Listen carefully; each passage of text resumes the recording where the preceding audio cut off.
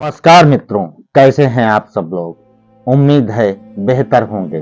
तो स्वागत है आपका हमारे YouTube चैनल एक समय की बात में।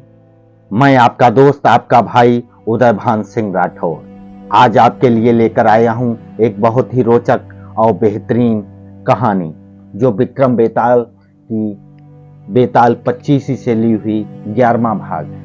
दोस्तों, उस 11वें भाग को शुरू करने से पहले कल की जो कहानी थी, पिछली कहानी सबसे अधिक त्यागी कौन, जो पिछले एपिसोड में सुनाई थी, उसका जो उत्तर देते हैं बेताल को राजा विक्रमादित्य, वो क्या था। दोस्तों, विक्रमादित्य कहता है बेताल सबसे बड़ा त्याग चोर ने किया है। इतना सुनते ही वो राजा से पूछता है कैसे।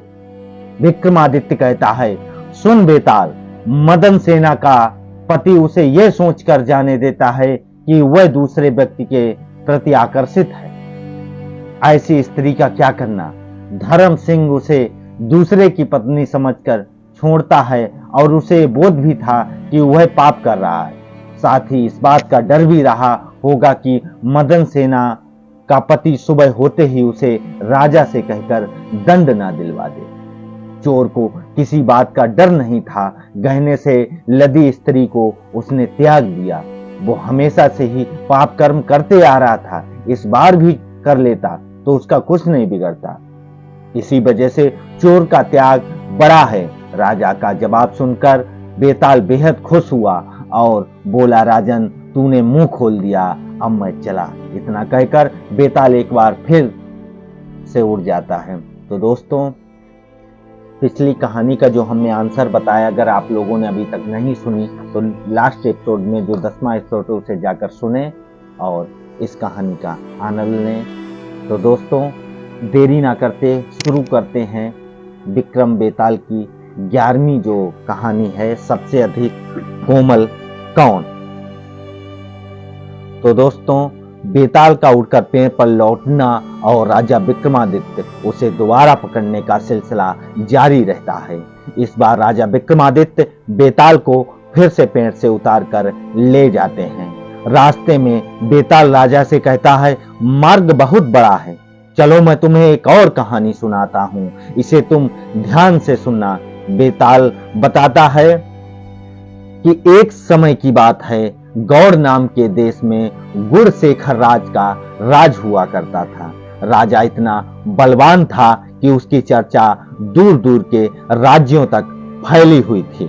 उस राजा की 3 सुंदर बेटियां थीं। तीनों इतनी कोमल थीं कि राजा को अक्सर उनकी चिंता लगी रहती थी। राजा की सबसे बड़ी बेटी इतनी कोमल थी कि चांद के प्रकाश से ही उसके शरीर पर छाले पड़ जाते थे। दूसरी बेटी को गुलाब के फूल जैसी नाजुक चीज से टकराने पर भी चोट लग जाती थी और खून बहने लगता था। तीसरी बेटी के कानों में किसी के चलने या कुछ कूटने की आवाज पहुंचते ही उसके हाथ पांव पर छाले पड़ जाते थे। ये कोई नहीं इस कोमलता के बारे में सुनकर हैरान रह जाता था। कई राजकुमार उनसे शादी भी करना चाहते थे, लेकिन उनकी कोमलता के बारे में जानकर पीछे हट जाते थे। राजा को उनकी शादी की चिंता सताने लगी। उन्हें लगने लगा कि इस कठोर संसार में इसकी कोमल बेटियां कैसे जी पाएंगी। तब राजा ने फैसला लिया कि वो सबसे पहली बेटी को हरदम छांव में ही रखेंगे, ताकि किसी तरह की रोशनी की वजह से उसके शरीर पर छाले ना पड़ें। राजा ने दूसरी बेटी को हल्के कपड़ों और गहनों के साथ ऐसी जगह रखने का फैसला किया जहां कोई भी चीज उससे ना टकराए।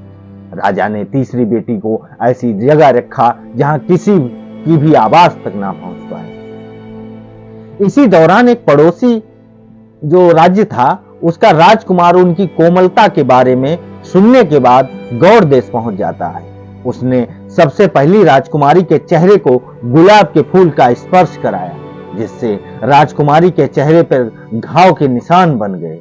राजकुमार हैरान रह गया। इसके बाद उसने दूसरी राजकुमारी को चांदनी रात में बाहर जाने को कहा, लेकिन जब राजकुमारी ने मना कर दिया तो वो उसे खिड़की के पास ले गया। जहां चांद की रोशनी पड़ रही थी, चांद की रोशनी राजकुमारी पर पड़ते ही उसके शरीर पर छाले पड़ गए। अगले दिन राजकुमार ने सभी लोगों को मसाला कूटने के लिए कहा, जिसकी आवाज सुनकर सबसे छोटी राजकुमारी बेहोश हो गई।